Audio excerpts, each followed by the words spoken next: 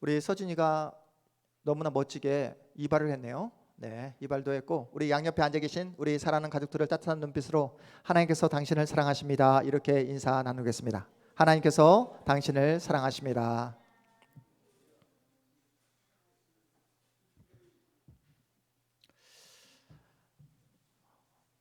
이제 설교를 시작하겠습니다. 첫 번째 화면 한번 띄워주시겠어요? 첫 번째 화면. 여러분에게 질문하겠습니다.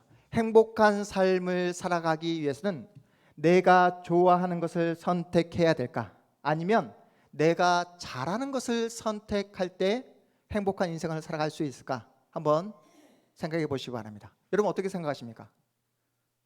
한 번뿐인 인생입니다.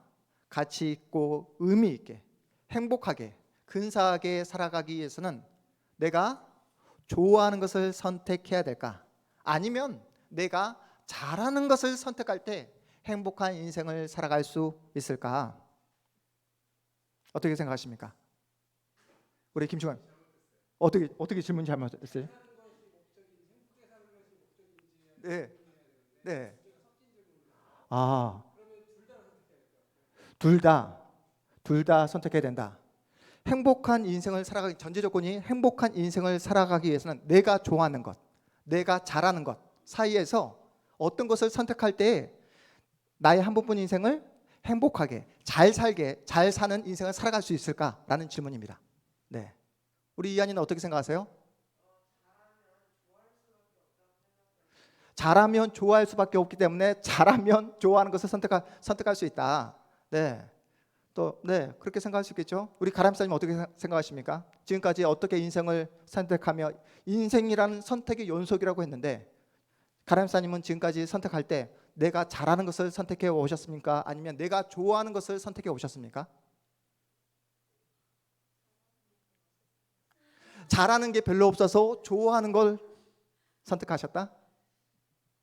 여러분 직업을 선택하실 때도 내가 정말로 내가 좋아하는 것이 무엇일까? 아니면 내가 잘하는 것이 무엇일까 고민하면서 직업을 선택하셨을 거예요. 우리 서진이도 이번에 초등학교에 입학했습니다. 서진이가 입학을 했지만 앞으로 이제 고등학교가 되면 문과를 선택할까? 이과를 선택할까? 내가 좋아하는 과를 선택할까? 내가 잘할 수 있는 과를 선택할까? 라는 그러한 고민을 하게 될 거예요.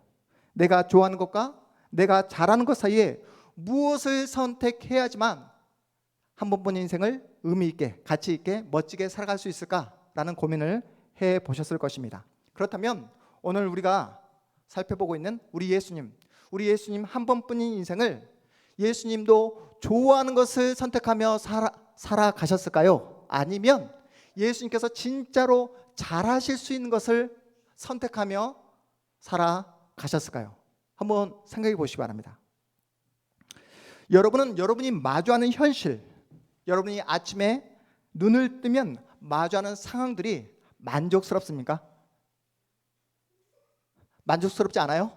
우리 김신옥 시사님, 우리 양진호 형제님은 아침에 눈을 뜨면 마주하는 그 모든 현실이 만족스럽습니까?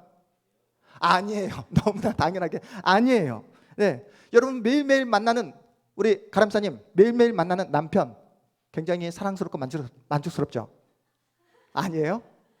우리 태희야 매일매일 만나는 아침에 눈을 뜨면 만나는 엄마, 아빠 너무 좋죠? 다시 태어나도 나는 아빠의 딸로 엄마의 딸로 태어나고 싶죠?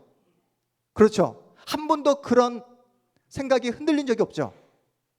없죠? 이거 봐요. 네, 은혜가 넘치니까 가정 가운데 사랑이 넘치니까 나는 다시 태어나도 엄마의 딸로 아빠의 딸로 태어나고 싶어 라고 이렇게 하는데 이한이는 어때요? 엄마의 아들로 아빠의 아들로 태어나고 싶어요? 네, 그러지 않을 때도 있는 것 같아요. 옆에 있는 옆집 아저씨가 훨씬 더 멋져 보이고 옆집 아줌마가 훨씬 더 근사하게 보일 때 있습니다. 우리는 살다 보면 내 친구의 삶을 부러워할 때가 얼마나 많은지 몰라요. 내 친구가 다니고 있는 학교가, 내 친구가 지금 다니고 있는 직장이, 내 친구가 지금 동창이 살고 있는 그 아파트가 부러울 때가 있다는 사실이에요.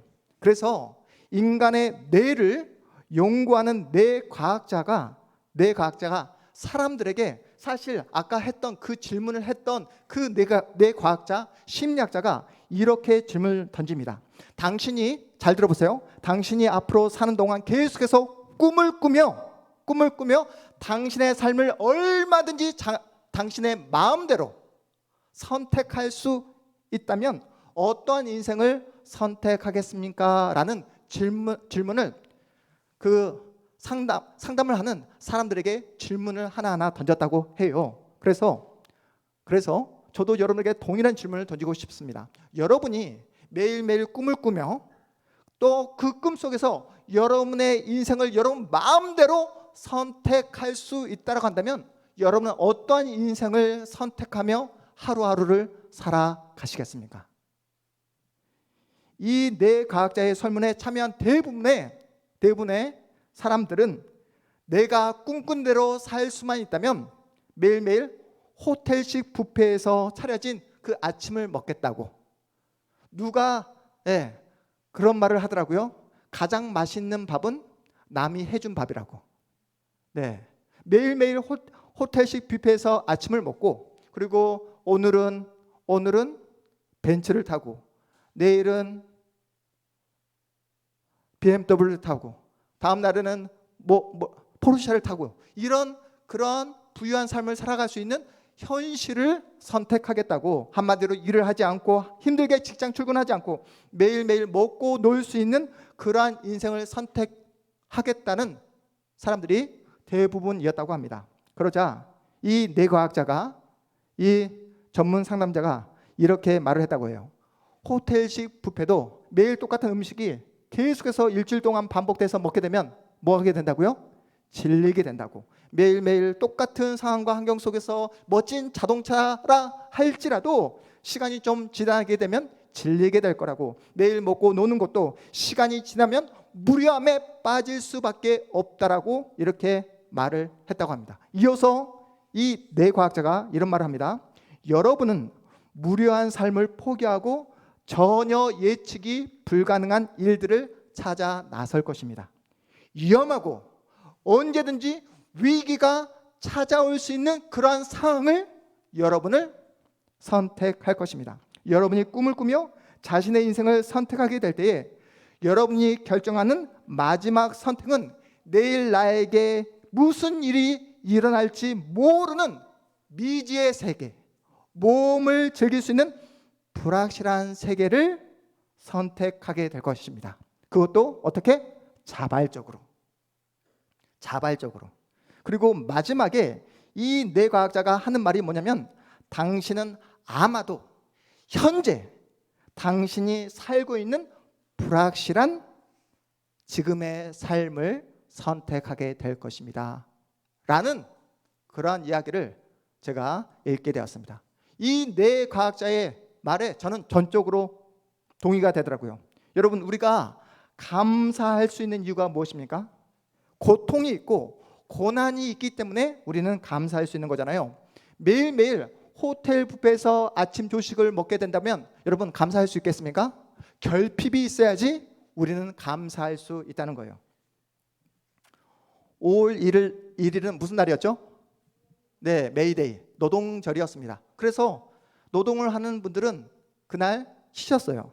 그런데 우리 수환이도 5월 1일 날 메이데이 때 쉰다고 하더라고요. 수환아, 너는 노동자가 아니잖아 라고 물어보니까 학교가 개교 기념일이라고, 자기도 쉬겠다고, 지금까지 열심히 공부 노동을 했기 때문에 자기는 오늘 편히 쉬고 집에서 빈둥빈둥 놀겠다고 그렇게 이야기를 하는 그 수환이를 제가 설득을 했습니다.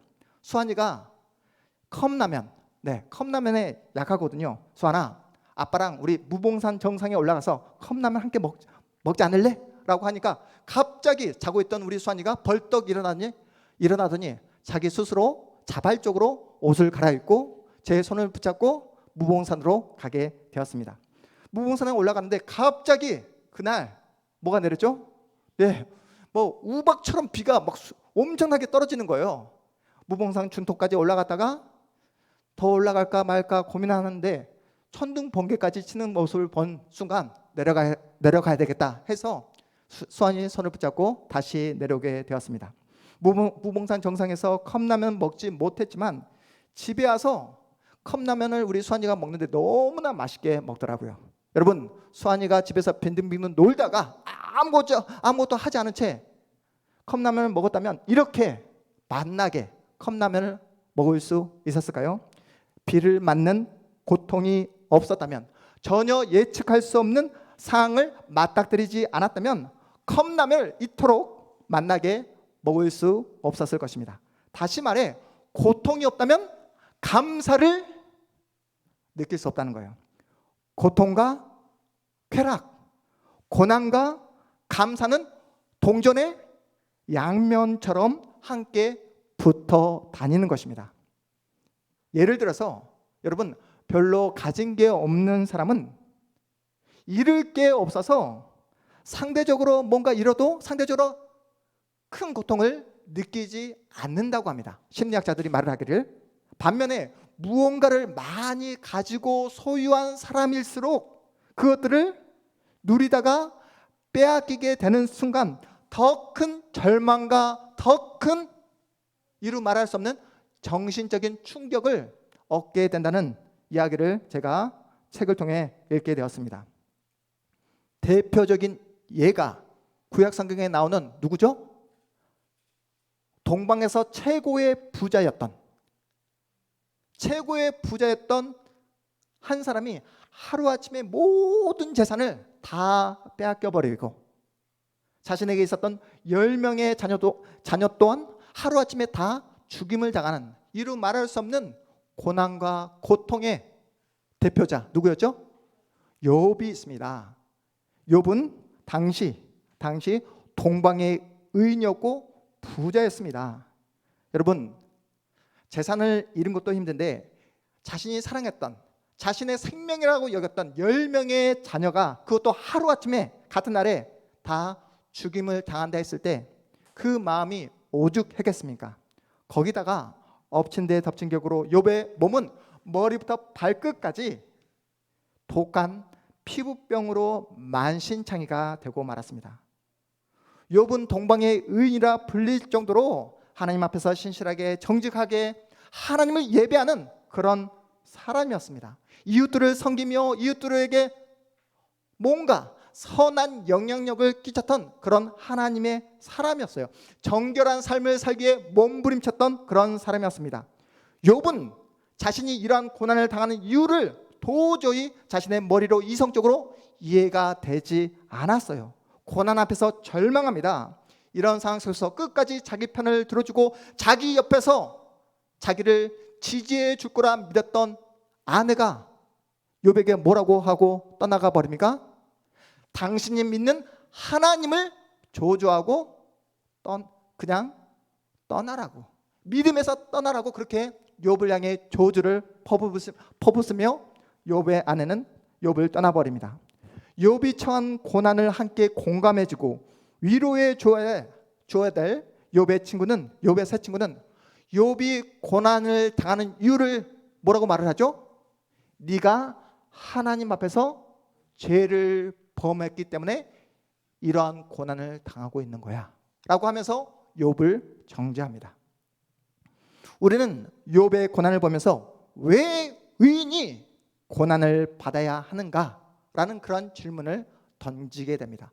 하나님을 사랑하고 이웃들 앞에서 정말로 신실하게 정결하게 살기에 몸부림쳤던 그 욥의 인생의 모습을 보면서 우리는 질문할 수밖에 없는 것이죠. 욥의 고난은 예수님이 받으신 고난의 모형, 우리 모형 배우지 않았습니까? 그림자였습니다. 예수님은 욥이라는 인물과 비교도 할 수 없을 만큼 완전한 의인이셨어요. 하늘의 그 모든 영광을 버리시고 이 땅에 오셔서 인류 역사상 가장 큰 고난, 가장 비참한 죽음을 맞이하게 됩니다. 예수께서 이렇게 말씀하십니다. 인자가 온 것은 자기 목숨을 많은 사람들의 대속물로 주려 함이니라. 인자가 온 것은, 내가 이 땅에 온 것은 나의 몸을 많은 사람들을 구속하기 위함이다 라고 그렇게 말씀하십니다. 앞에서 제가 질문드렸잖아요. 우리가 믿고 의지하고 사랑하는 우리 예수님은 자신이 좋아하는 일을 하며 인생을 사셨을까? 아니면 자신이 잘할 수 있는 일을 하시며 인생을 사셨을까라고 질문해 드렸는데, 우리 예수님 한 번뿐인 인생을 어떻게 사셨다고요? 자신이 좋아하는 것, 자신이 잘하는 것을 선택하며 살지 않았어요. 우리 예수님 자신이 좋아하는 것, 하늘의 그 모든 영광을 다 포기하시고 이 땅에 내려오셨습니다. 우리 예수님 말씀으로 온 우주 만물을 창조하신 하나님이세요.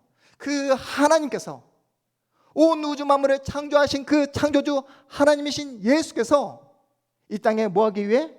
우리를 구원하기 위해, 우리의 대성물이 되어주기 위해 이 땅에 죽기 위해 오셨습니다. 이 세상에 태어나는 사람들 가운데 죽기 위해 태어나는 사람이 어디 있겠습니까? 하지만 예수님은 이 땅에 죽기 위해 오셨습니다. 예수님의 가장 큰 사명은 뭐였다고요? 죽음이었습니다. 십자가 위에서 죽는 것이었어요. 예수님은 자신이 좋아하는 것, 자신이 진짜 잘하는 것을 선택한 것이 아니라 고난 중에서도 최고 난이도 십자가 고난, 비참한 죽음을 선택하기 위해 이 땅에 오셨습니다. 왜요? 자신이 고난 받아야지만이 우리가 구원을 얻을 수 있고, 자신이 십자가에 매달려 죽어야지만이 우리가 하나님의 저주에서 벗어날 수 있다는 사실을 예수께서 알고 계셨기 때문에 그렇습니다. 예수께서 십자가를 지지 않으면 우리의 구원은 불가능하다는 사실을 알고 계셨기 때문에 십자가를 지기에 이 땅에 오셨습니다. 여러분도 아시다시피, 여러분 10년, 20년, 50년, 아니 일평생 교회 출석을 한다 할지라도 십자가를 붙잡지 아니하고 십자가를 통과하지 아니하면 어떻게 살게 됩니까? 우리는 항상 자기 자랑, 자기 뽐냄의 자리로 나아갈 수밖에 없다는 거예요. 또한 십자가를 놓아버리고 잊어버리고 살아가게 되면 내 안에 어떤 다른 사람 앞에서 뽐낼 것이 없고 과시할 것이 없으면 어떻게 된다고요? 반대로 상대방과 비교하며 열등감에 빠져, 비교 의식에 빠져 사람들의 시선에 의해서 자기 인생이 아닌 다른 사람의 인생을 살아갈 수밖에 없는 그런 연약한 인생입니다. 우리들의 삶을 한번 살펴보십시오. 십자가를 잊어버리게 되면 하나님께서 주신 그 모든 환경, 여건, 조건이 주어졌음에도 불구하고 절대로 감사할 수 없게 됩니다.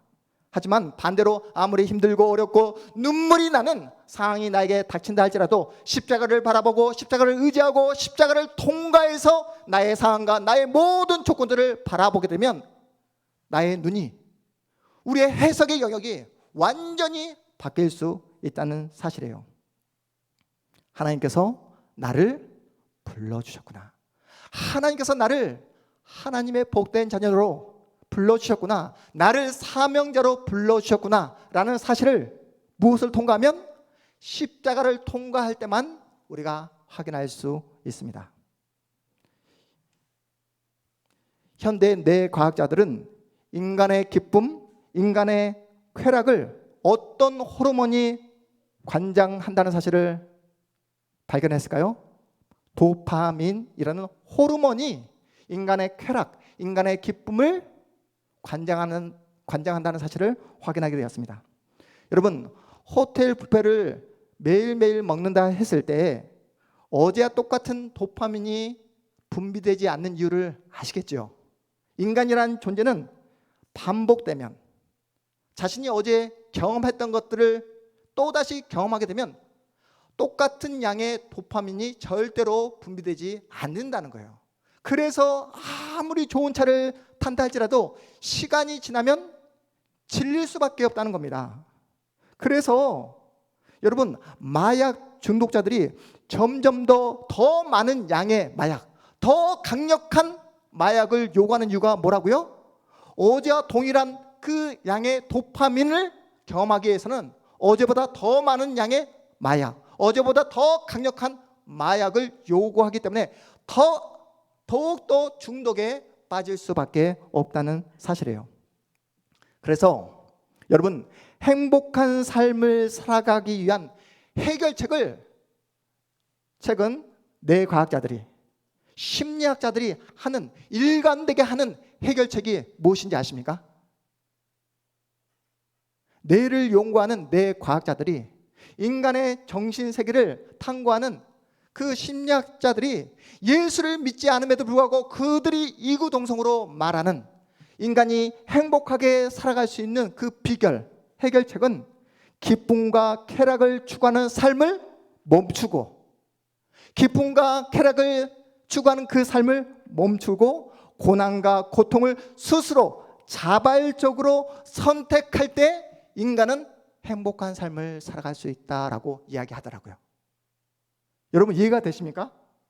먹고 싶을 때 그 식욕에 대한 욕구대로 내 몸이 따라가는 것이 아니라 그 식욕을 억제하고, 소비하고 싶을 때 그 소비를 억제하고 내 마음대로 하고 싶은 일들을 내가 스스로 억제할 때에 내가 무엇에 지금 중독되어 있지? 내가 어떤 음식에, 어떤 놀이에 지금 중독되어 있지? 내 자신을 관찰하고 자기를 구속할 때에 내가 다시 리셋된다는 거예요.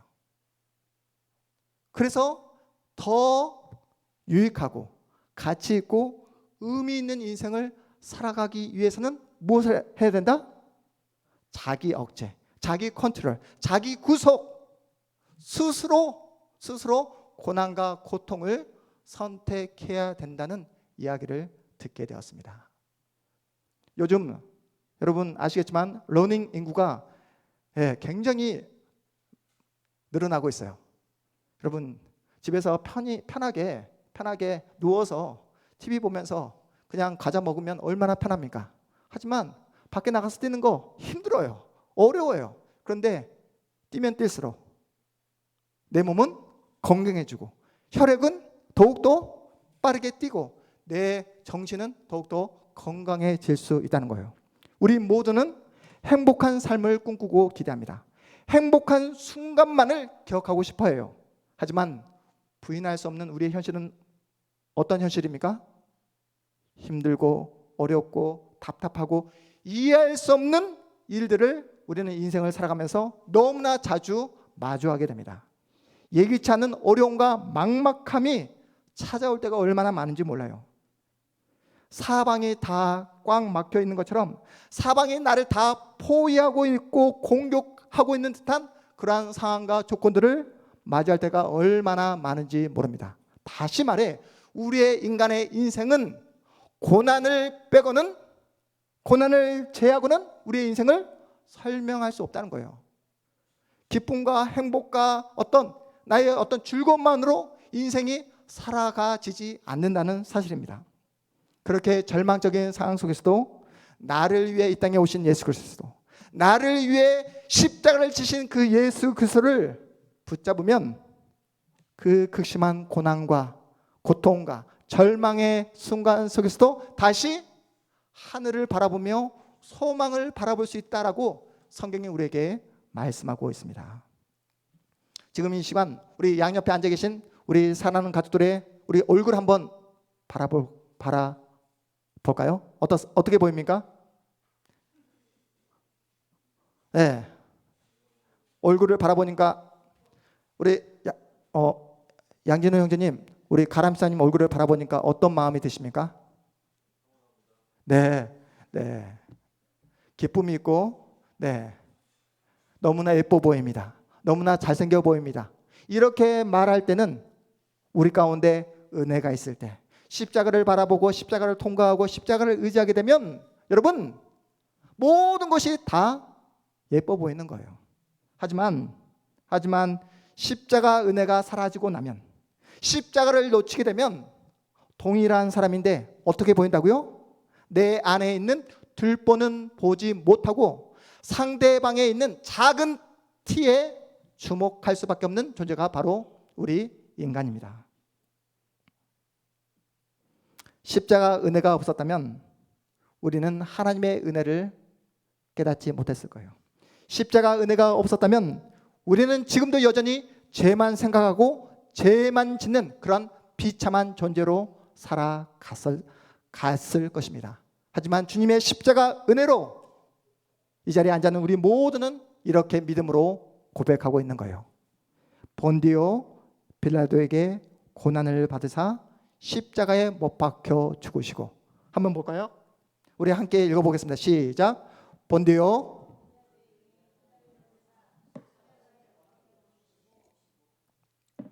여러분, 우리 예수님은 역사적으로 실제로 존재했던 로마 총독 본디오가 있었던 그 시대에 고난을 받으시고 실제로 십자가 처형을 받으셨습니다. 그 주님의 은혜로 우리가 하나님을 아버지라 부를 수 있게 되었고 지금 이 은혜의 자리에 나올 수 있게 된 것입니다. 십자가는 예수를 믿지 않는 모든 사람들에게는 미련한 것이고 심지어는 정신 나간 것처럼 보여졌어요. 하나님께서 일하시는 방법 중에 인간의 생각과 가장 큰 차이가 있는 방법이 뭐냐면 바로 십자가입니다. 십자가. 당시 많은 사람들은 자신들이 그토록 기다렸던 메시아가 오시면 로마를 정복하고 세계를 정복해서 이스라엘 나라가 세계의 가장 강력한 나라가 될 것이다. 그러한 강력한 그 나라를 우리가 기다리고 있는 메시아가 세워줄 것이다 라고 그렇게 기대했습니다. 하지만 메시아신 구원자이신 예수님은 그 모든 사람들의 기대를 부응하지 않고 하나님께서 말씀하신 그 말씀대로 순종하여서 나무에 달려 십자가의 죽으심으로 하나님의 그 모든 저주를 자신의 온몸으로 받아내셨습니다. 왜요? 저와 여러분의 죄를 용서해 주시기 위하여. 그래서 신명기 우리 21장 23절 말씀 우리 함께 보겠습니다. 말씀 우리 함께 읽어보겠습니다. 시작. 그 시체를 나무 위에 밤새도록 두지 말고 그날에 장사하여 내 하나님 여호와께서 내게 기업으로 주시는 땅을 더럽히지 말라. 나무에 달린 자는 하나님께 저주를 받았음이니라. 구약 성경에서 명확하게 말씀하셨습니다. 나무에 달린 자는 누구에게?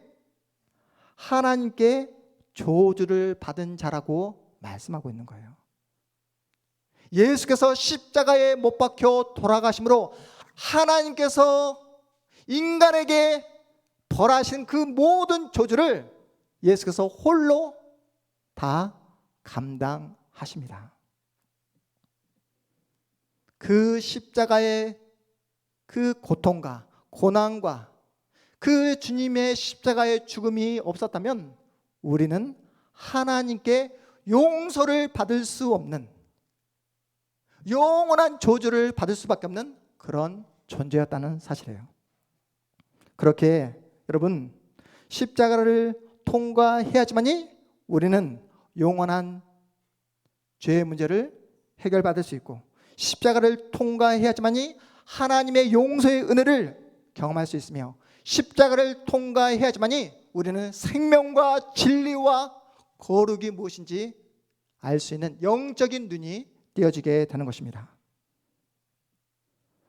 여러분, 예수께서 십자가를 지신 그 놀라운 사랑이 정말로 여러분의 심령 가운데 새겨지게 될 때에 나와 다른 사람을 주님의 눈으로 바라보며 그들을 사랑하고 용서하고 용납하며 그들을 기다려줄 수 있는 것입니다. 참으로 신기한 것은 십자가를 바라보고 십자가를 통과할 때에 똑같은 사람인데 어떻게 해요? 주님의 눈으로 그들을 대접할 수 있다는 거예요. 똑같은 상황과 조건인데 감사할 수 있다는 것입니다. 십자가를 붙잡고 십자가를 통과하게 되면 저분도 나와 동일하게 하나님의 은혜가 필요하신 분이시구나. 내가 주님께 용서를 받았듯이 저분도 주님의 용서가 필요하구나. 내가 주님께 은혜를 받았듯이 저분에게도 주님의 은혜가 필요하구나. 내가 주님의 사랑을 받았듯이 저분에게도 주님의 사랑이 필요하지 라는 생각을 가질 수 있습니다. 십자가를 붙잡게 되면 욥의 세 친구와 같이 다른 사람들을 쉽게 판단하고 정죄하는 자리로 나아가지 않습니다. 업신여기지 않아요. 십자가를 통해서 나를 바라보고 상대방을 바라볼 수 있기 때문에 그렇습니다. 사랑하는 여러분, 우리 모두가 신자인 우리가 날마다 붙잡고 날마다 회복해야 될 문제가 무엇일까요? 그것은 바로 십자가를 회복하는 것입니다. 십자가를 붙잡는 거예요. 십자가를 날마다 통과해야 됩니다. 십자가를 통과할 때 우리 가정이 회복될 수 있고 우리 교회가, 우리 공동체가 주님의 은혜 가운데 바르게 세워질 수 있습니다. 설교를 시작하면서 여러분에게 했던 질문 다시 한번 하고 끝마치도록 하겠습니다. 여러분이 행복한 인생을 살아가기 위해서, 잘 사는 인생을 살아가기 위해서는 내가 좋아하는 것을 선택해야 할까? 내가 잘하는 것을 선택해야 될까? 여러분, 어떠한 인생을 선택하며 앞으로 살아가시겠습니까? 하나님께서 여러분에게 허락하신 생명, 한 번뿐인 인생, 이 인생을 무엇을 선택하며 앞으로의 인생을 살아가시겠습니까? 여러분이 지금보다 더 큰 행복과 더 기쁨을 추구하는 인생을 살게 된다면 어떻게 된다고요? 아이러니하게도 여러분의 삶은 더욱더 허무해지고 힘들어지고 어제보다 오늘보다 내일이 더욱더 우울해질 가능성이 높아질 것입니다. 그렇게 여러분이 진짜 행복한 인생을 살아가기 위해서는 성경은 우리에게 무엇을 선택하라고 말합니까? 성경은 우리에게 예수 믿지 않는 뇌과학자들도 고난과 고통을 선택하라고 하는데 성경은 우리에게 십자가 지신 주님의 길을 따라가라고, 좁은 길을 선택하라고 우리에게 말씀하십니다.